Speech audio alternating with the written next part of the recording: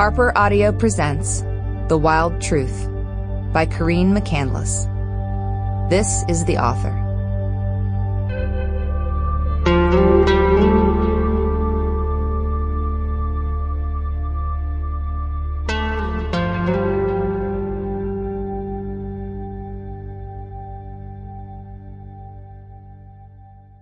For Chris.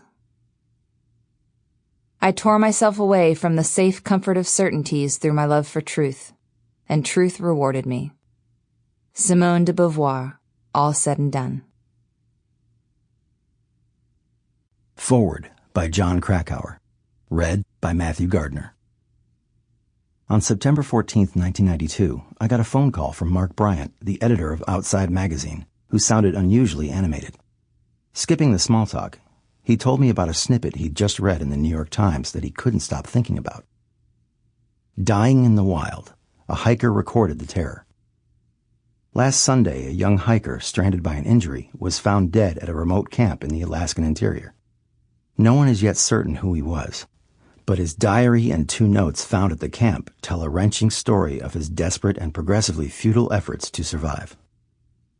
The diary indicates that the man, believed to be an American in his late 20s or early 30s, might have been injured in a fall, and that he was then stranded at the camp for more than 3 months.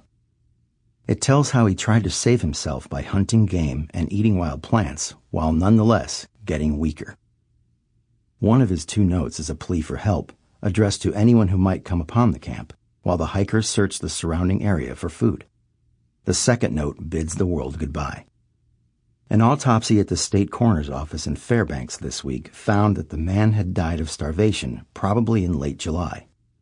The authorities discovered among the man's possessions a name that they believe is his, but they have so far been unable to confirm his identity, and until they do, have declined to disclose the name. Although the article raised more questions than it answered, Bryant's interest had been piqued by its handful of poignant details. He wondered if I'd be willing to investigate the tragedy, write a substantial piece about it for Outside, and complete it quickly. I was already behind schedule on other writing assignments and feeling stressed. Committing to yet another project, a challenging one, on a tight deadline, would add considerably to that stress. But the story resonated on a deeply personal level for me. I agreed to put my other projects on hold and look into it. The deceased hiker turned out to be 24-year-old Christopher McCandless, who'd grown up in a Washington, D.C. suburb and graduated from Emory University with honors. It quickly became apparent that walking alone into the Alaskan wilderness with minimal food and gear had been a very deliberate act, the culmination of a serious quest Chris had been planning for a long time. He wanted to test his inner resources in a meaningful way without a safety net in order to gain a better perspective on such weighty matters as authenticity, purpose, and his place in the world. Eager to receive whatever insights into Chris's personality his family might be able to provide, in October 1992, I mailed a letter to Dennis Burnett, the McCandless' attorney, in which I explained, "When I was 23, I'm 38 at present, I too set off alone into the Alaskan wilderness for an extended sojourn that baffled and frightened many of my friends and family. I was seeking challenge, I suppose, and some sort of inner peace, and answers to big questions. So I identify with Chris to a great extent, and feel like I might know something about why he felt compelled to test himself in such a wild and unforgiving piece of country. If any of the McCandless family would be willing to chat with me, I'd be extremely grateful."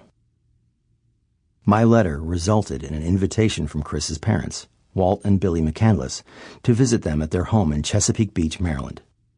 When I showed up on their doorstep a few days later, the intensity of their grief staggered me, but they graciously answered all of my many questions. The last time Walt or Billy had seen Chris or spoken to him was May 12, 1990, when they had driven down to Atlanta to attend his graduation from Emory.